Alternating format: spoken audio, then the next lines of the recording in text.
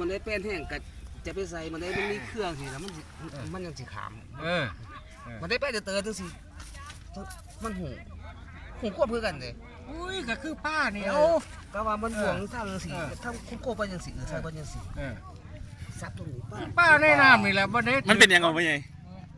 มันมีนูของมันบ่หามนั่งแบบใดก็หามนั่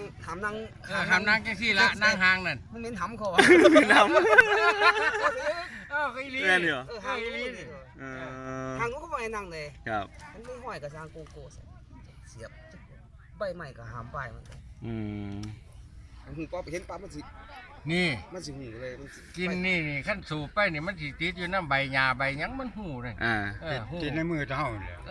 มันอยู่ในมือแล้วไปหูบ่วงมันก็เอามันก็เป็นบ่วงเก่านี่ก็เอาใบใหม่หูลวดเอาหญ้ากันเลยหูให้มันมีกินเพราะนี่เขาคอยแหวดีได้แหวเข้ามาในป่าในดงแหวเข้ามาไปเลยมันน่ะจะมาหาซื้อข้าวหน่อยไปปล่อยกุ้งลุ่มแกงบ่วงแกงบ่วงเฮ็ดไม้ไปต่อสมัยแต่ก่อนเป็นบ่าวพวกเรียนไปอยู่เกาะไต่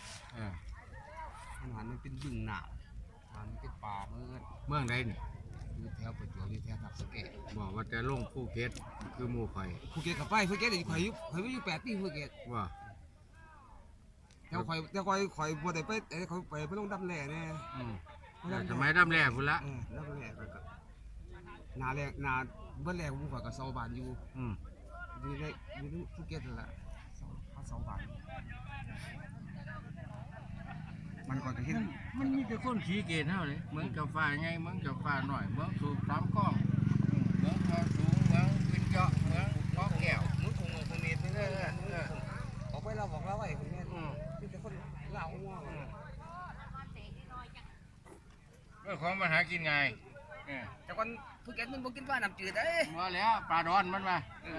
ขอตัวสั่งนี่มันต้องให้หมูกินเสียต้มหมูว่า